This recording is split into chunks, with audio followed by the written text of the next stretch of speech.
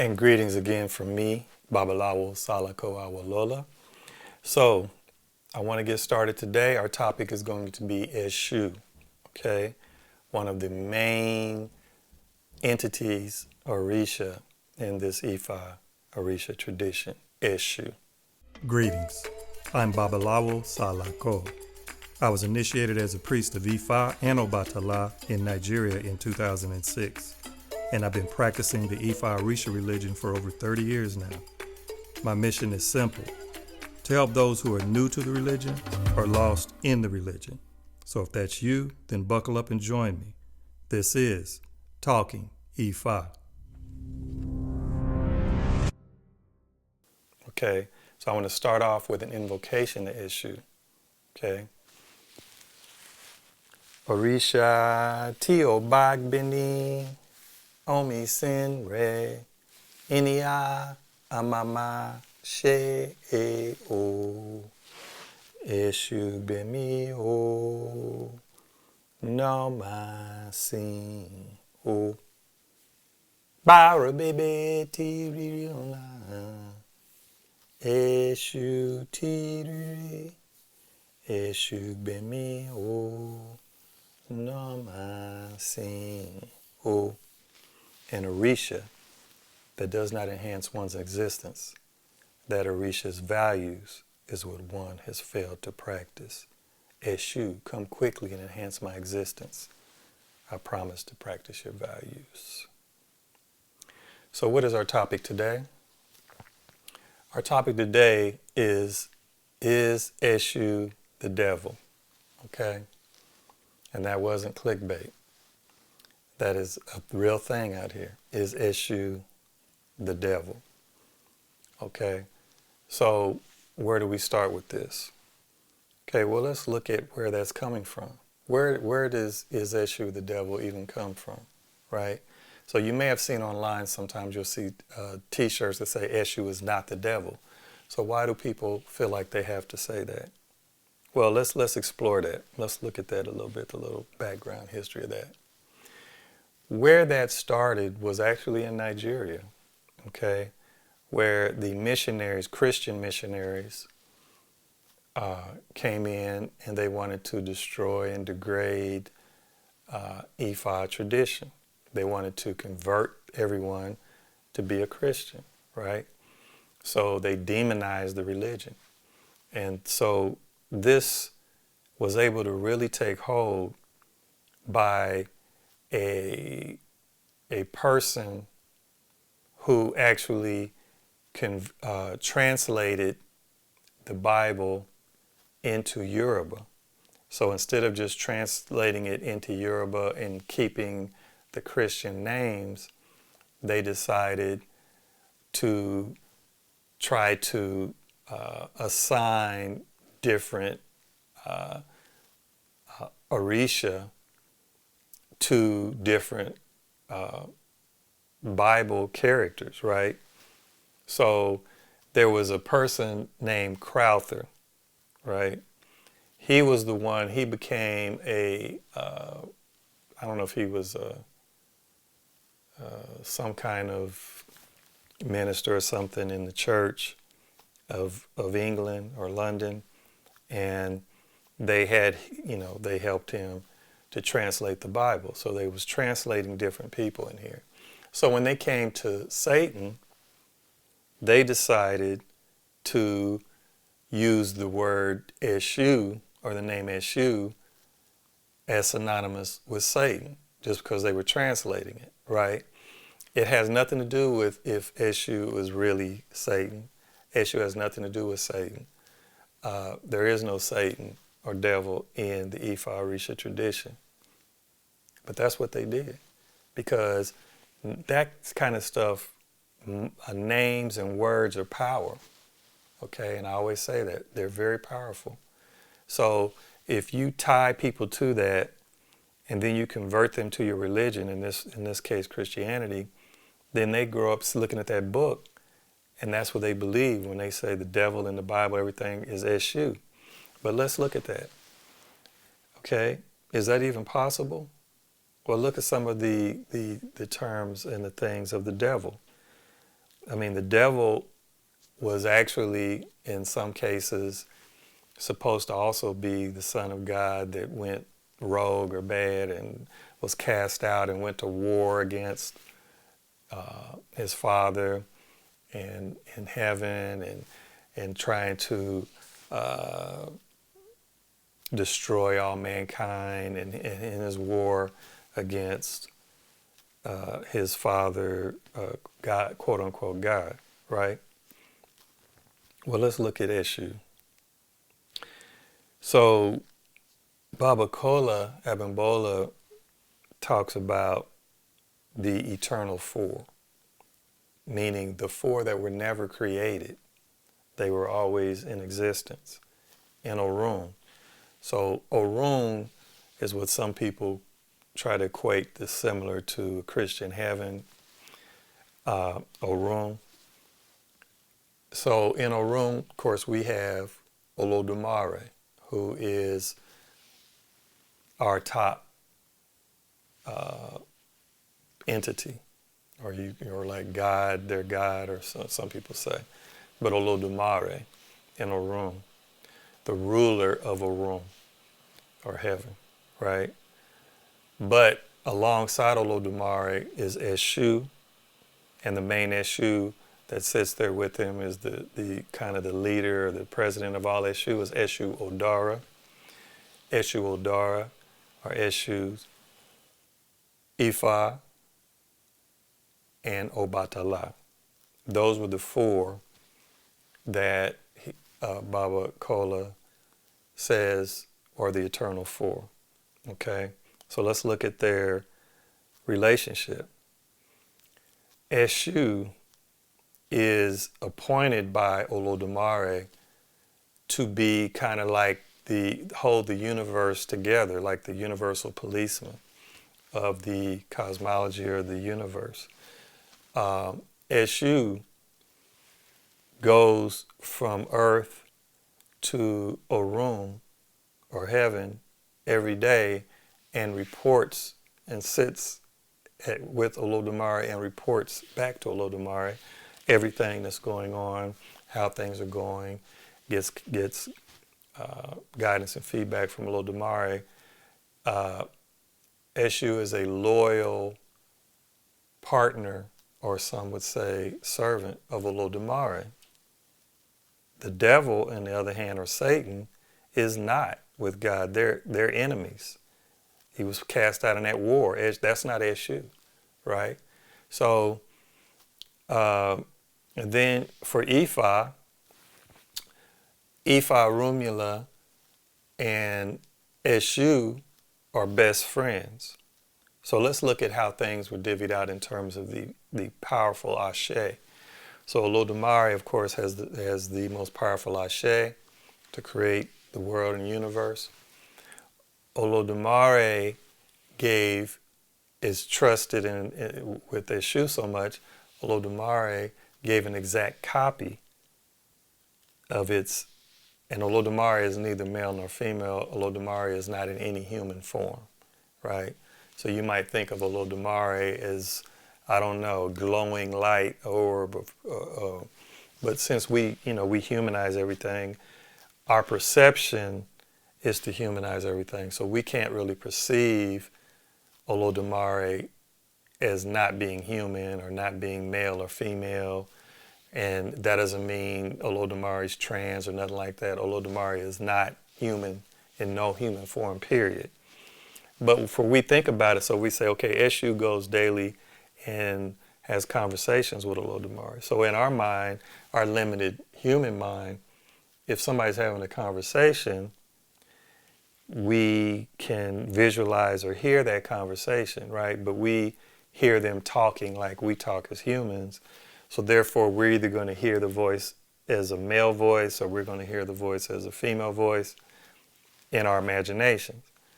So we can't really comprehend how Olodumare communicates as not being of human form, but nevertheless, Olodumare does communicate. So Eshu reports back every day. The other one that goes back to Olodumare not necessarily daily, but reports back, and they can go back and forth between Aye and Orun, or Earth and Heaven, is Ifa Rumula. So Ifa Rumula and Eshu go back and forth to communicate with Olodumare. So Eshu has the exact copy of Ashe of Olodumare, meaning it's just as powerful. And Eshu uses that to help govern and be the universal policeman in the universe. So Eshu is totally integral, and the most integral and necessary entity in this religious practice is Eshu. Okay, the other thing is Eshu is the one that delivers all of the offerings that you make to any other Orisha, or Egungun, or Egbe, whoever you're making them to. Those offerings have to be delivered by Eshu, okay? So this religion couldn't even work without Eshu, right? So when those missionaries came in, of course they knew that. So they figured if they attacked and demonized Eshu, who's at the core of the religion, they could help destroy the religion, or people wouldn't want to practice the religion, right? And it had been very successful in Yoruba land. There's a lot of Yoruba who have converted to Christianity or Islam, right? There's a lot of Yoruba who demonize the religion. There's a film industry in Nigeria, Nollywood, they call it Nollywood. There's a lot of films there that are made by Christians that put in Babalawos and others and demonize them, okay? So there's an all-out attack. But Eshu is nothing like the devil, okay? So now in terms of the cosmology, again, I'll refresh there. Ifa was not given any Ashe by Olodumare, right? But Ifa is best friends with Eshu Odara. So Eshu gives Ifa full reign and full access to all of the Ashe, all of Eshu's Ashe. So even though Ifa was not given his own Ashe, Ifa, in effect, since Ifa can use it anytime he wants, Ifa has basically access to the same Ashe as Eshu, which is an exact copy of the Ashe of Olodumare. Olodumare also gave Obatala Ashe. Obatala's Ashe is also very powerful, but it's not as powerful as Olodumare's or Eshu's, and it's a different type of Ashe. But then Obatala was also given. So those are what he calls the eternal four, okay? So Eshu not only helps govern and keeps the universe together, Eshu, we can't really have successful offerings and the blessings of our Ebo without Eshu. Now, some people get into the thing about, well, they call Eshu the trickster deity, the trickster. Okay, so, but if the invocation that I gave at the beginning, it said an Orisha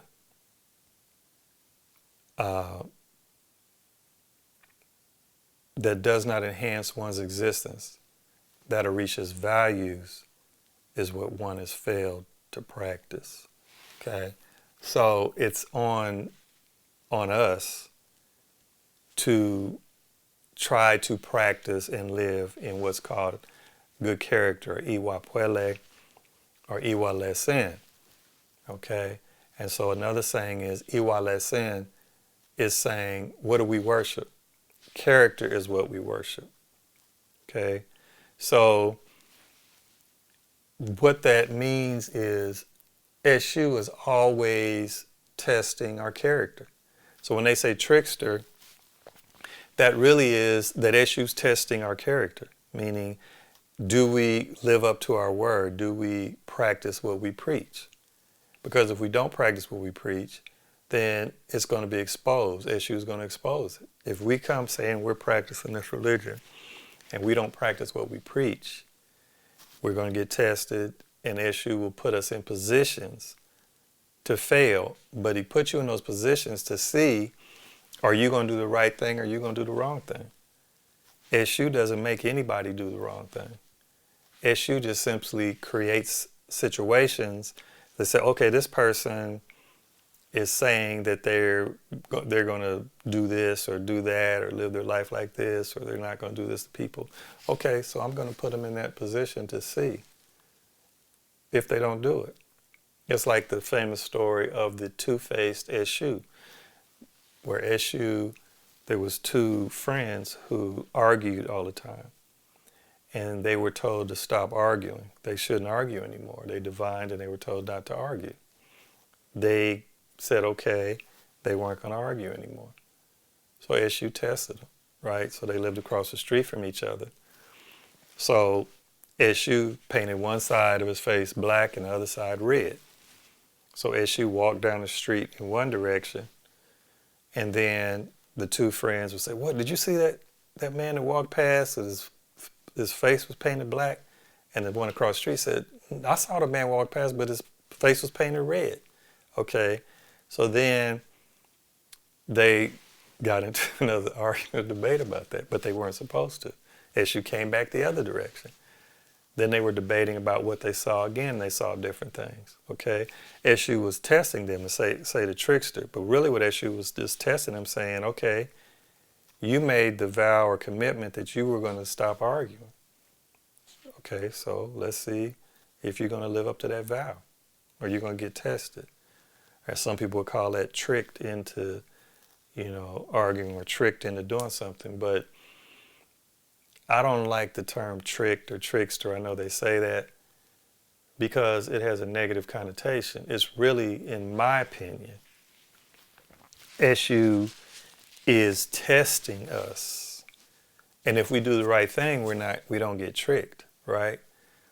I'm not saying that there aren't exceptions to every rule. There are some situations that come up in which that might seem to be the case, but I'm kind of that's just my opinion. This is one person's opinion. I don't like the term trickster, but you can say that. So let's look at this though at a bigger, kind of in a bigger way, because it's actually larger than just them attacking ESU or saying ESU is the devil. It falls under the umbrella of them demonizing and trying to attack our entire religion, all African religions, right? So what happens is when they start attacking African religion in general, because most African religions are very similar. Most African religions, if you go over the whole continent, they all honor their ancestors and believe in the existence of their ancestors, right? And so there's some other things. Some may have other deities like the Orisha. Some do, some don't. But all of them honor ancestors, right? So they look at them all the same. So if they demonize one, they're demonizing all. So let's look at, for instance, the religion of Vodun religion, okay? The Vodun religion out of Dahomey, West Africa, when it came over here, because remember, a lot of different Africans were brought into slavery, right? Not just Yorubas. So when the Dahomey came over, they were colonized by Catholics, So they wanted to hide their religion under Catholicism. So what they did was they took different Catholic saints and, kind of assigned them like they were pretending to worship the Catholic saints, but really they were worshiping Orisha, which is similar thing happened in Cuba, because they were also colonized and oppressed by Catholics, Spanish in that case. And so their religion evolved under what was later called Santeria, or the worship of the saints, meaning the Catholic saints, where they assigned different orisha to different saints. Okay, so that's kind of similar what happened with Vodun, which became called voodoo in Haiti, and then voodoo in Louisiana, like New Orleans voodoo. Okay, but all of you know how much they've demonized voodoo. If you live in the United States, it's been in movies. It's been demonized so much is that people are just totally comfortable saying things like, "Oh, voodoo economics," or "That's just a bunch of voodoo," or when they want to belittle something and say that's just hocus pocus, or that's nonsense, or that's this and that. They don't look at it even as any kind of legitimate religious practice. They give it no respect. Because if people were able to demonize, say, a religion like Christianity, like they do voodoo, for instance, if you just talked about Jesus negatively like that, or Christianity, you would get stoned or attacked in this country, right? If you did it to that level. But they have it in commercials, they do it on sports talk shows, you hear it everywhere, right? So they put it in movies. And so what happens is they've demonized all of us. So I remember seeing something. I remember there was some TV show in some years back. I remember Angela Bassett, I believe, was in it. And they had, which they, ESU, first of all, there's hundreds and hundreds, if not thousands of ESUs, right? ESU Odara is the main ESU. Now, in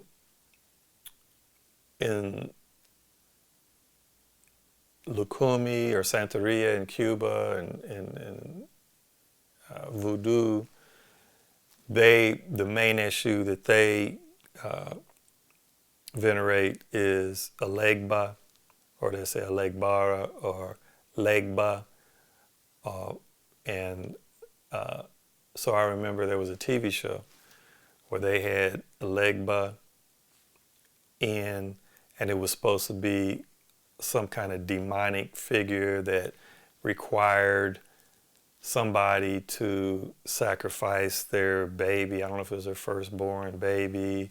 They had to take the baby for him to kill and blood. I mean, some of the most gory stuff and evil stuff you could see or think of, right? But they're totally comfortable in this country and all over, in Hollywood, everywhere else, demonizing African spiritual traditions, making it, they're either calling it witchcraft or they're calling it devil worship, and they put it in movies, they put it everywhere, and they're totally comfortable. Now, if somebody did the same thing and made a movie and you demonized a Christian entity like Jesus or Allah and Islam or something else, then you be at war, right? But they feel comfortable doing that, and they think that's some kind of morally okay. But their religions are supposed to be so moral. Okay, so another thing about ESU, there's so many ESUs that even everyone walking around has an ESU, meaning your shadow. So everyone, when you're outside in the sun and you have a shadow, or you're somewhere where you see a shadow, in that shadow there's an ESU, right? So ESU, they say, is of the crossroads. Well, or really the junctions, or not just crossroads, where paths conjoin together. They say ESU is there. But really, in my opinion, what that means is ESU, when you have roads that cross or split, that is just indicates having to make a choice or a decision. Okay, so ESU is the one who deals with making us have to make choices and decisions. And most of the time that is to test our character, to test if we're trying to operate under Iwa Puele. And ESU is going to give us, when ESU's testing us, give us options, and we have to make choices. We're going to go this way, we're going to go that way, we're going to do this, or we're going to do that, right? So ESU is integral to this tradition, right? The other thing, when I'm on the topic of them demonizing this religion, so let me look at this. I found this article the other day. Let's see.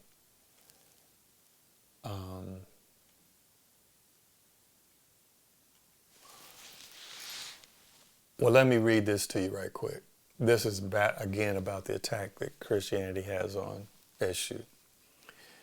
It says, contrary to Euro-Christian view defaming him as the ruler of hell and bearing the name of Satan or devil, the translation of ESU means the divine messenger. Both name,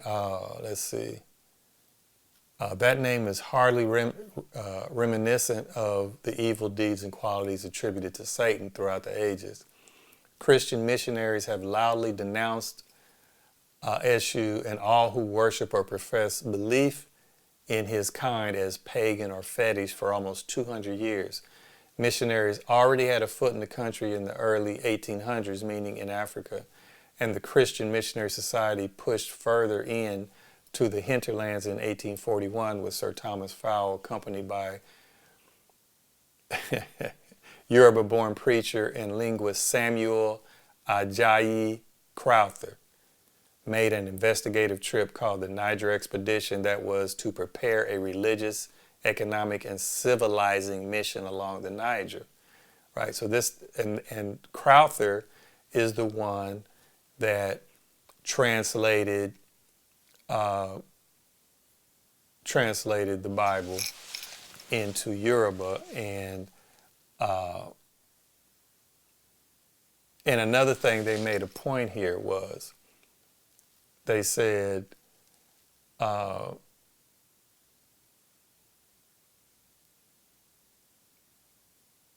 okay, so it says the word Satan as a Christian meaning for ESU when he translated the Bible to Yoruba. Crowther did that. They said a more appropriate use of words would have been to use Awon Aye, evil powers, to describe Satan. So it said Aye Gina also pointed fingers at Africans for allowing him to translate the word erroneously. He said if Africans had been less trusting and more cynical and suspicious, they would have wondered why the same translators of the Bible who saw nothing wrong with equating Satan with ESU did not find a near equivalent Yoruba deity for Jesus Christ. Instead of Yorubanizing his name into Jesu Christi, if Satan translates into ESU because of some perceived incidental similarities between the two, how come Jesus does not translate into Orunmila, given the fact that Orunmila is as proverbial, wise, calm, peaceful, and forbearing as Jesus, right? But they didn't want to do that. So they left the term Jesus there. But for Satan, they didn't just leave the word Satan or the devil. They had to translate that into ESU, okay? So, but what I wanted to say too was there was an example when I talked earlier of the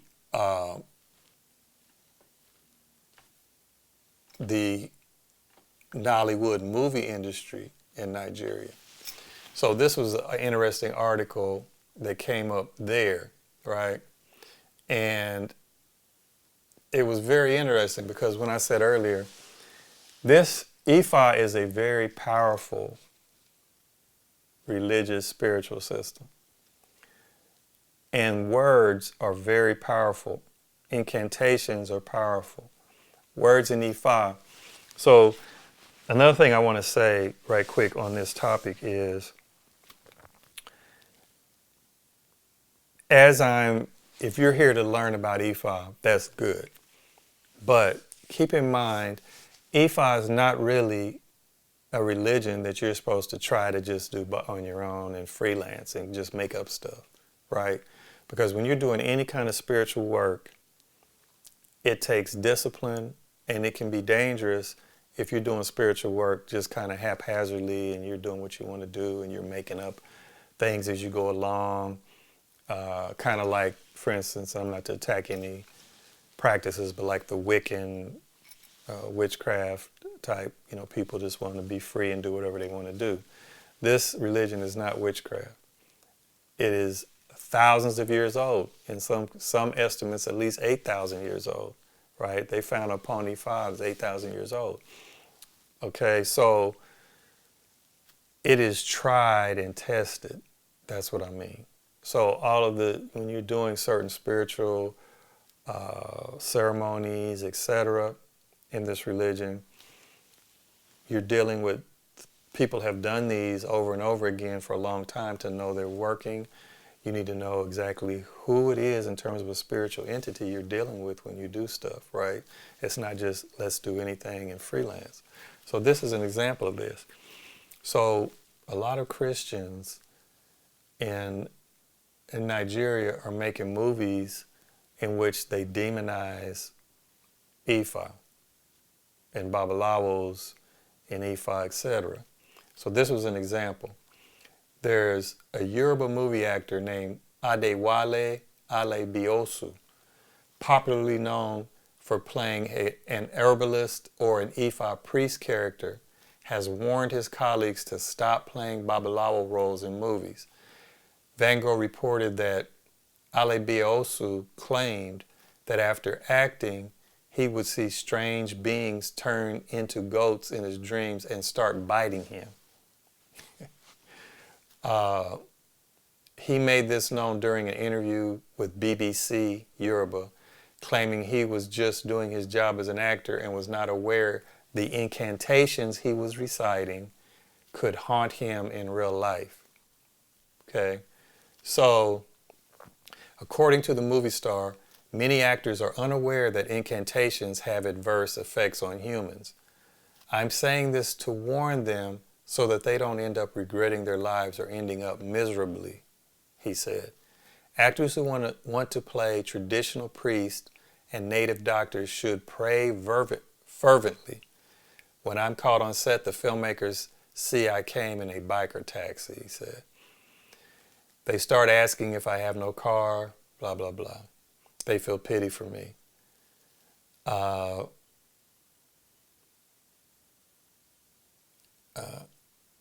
People often think of me as a native doctor. This is not the case. I've never been a native doctor, and neither has my father. But I love incantations, he says. So this man,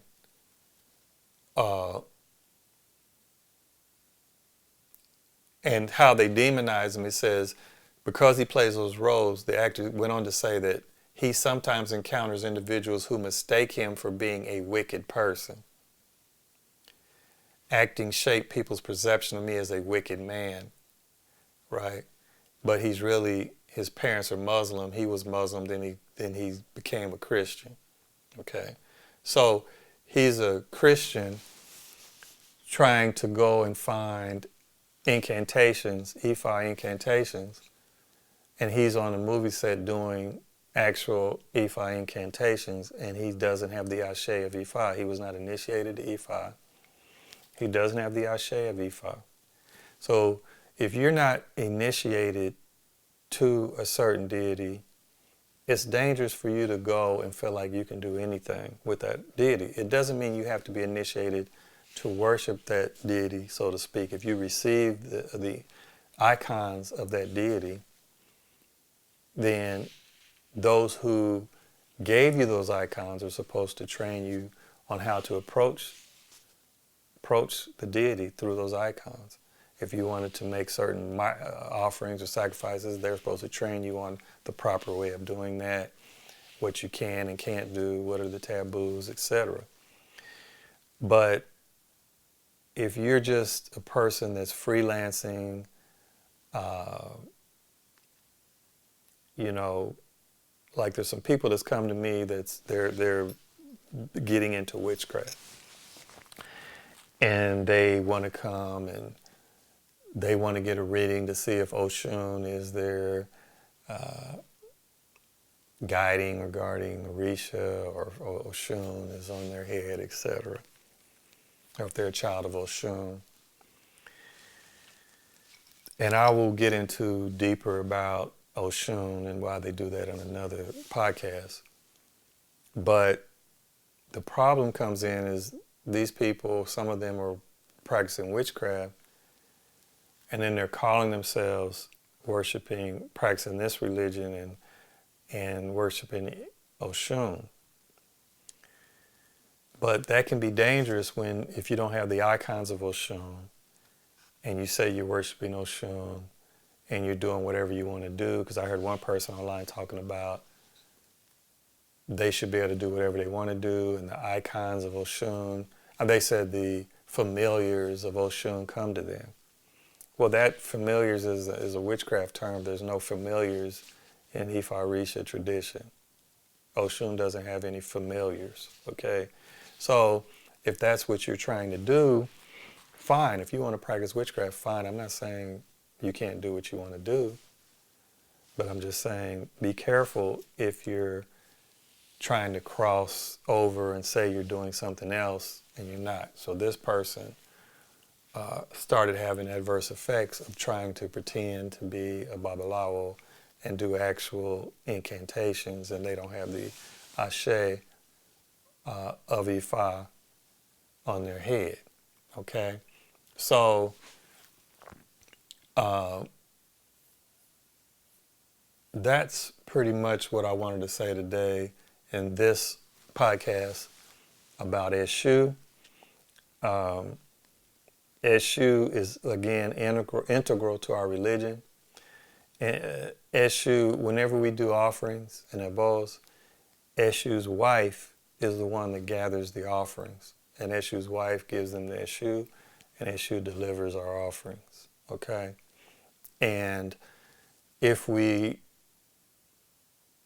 go and get divination, for instance, and we are prescribed offerings that we should do, and we don't do them, then that's when you can activate ESU, because that's when ESU will come around and say, oh, okay, this person said they're going to do this and they're not doing that.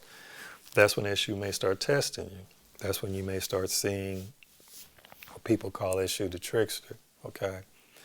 But ESU just wants to make sure that if you're enlisting the Orisha to help you and assist you in your life in any way, and you make a promise to have an exchange with the Orisha, say if you're going to help me with my health, or help me with legal issues, or help me with finances, or help me with getting a job, or help me with relationships. If I'm asking for that help and guidance, and I go sit down and open up an Odu, a sacred Odu, and the Babalawo gives me the advice on what I need to do in those situations in my life and all that, and in exchange, I make a promise that I'm going to come back and give this exchange or this offering to the whatever prescribed Orisha entities there, that I should, stick to my word, right? Because if I don't stick to my word, it's like if I don't go out and I buy something on credit and then I don't pay it, and then they send debt collectors after me because they say, oh, you didn't pay, you need to pay, right? That's just how things work in life. That's how it works in the universe. So I don't think that should be surprising for people, okay? So anyway, if you have any questions, make sure that you go ahead and look in here. We should at the bottom have the email that you can email if you have questions, or if you have things that are topics you want me to cover in the future, let me know, and I'll try to make sure to cover them. So thank you again for coming. Thank you for your support. Ashe, Ashe, Ashe, Sheo.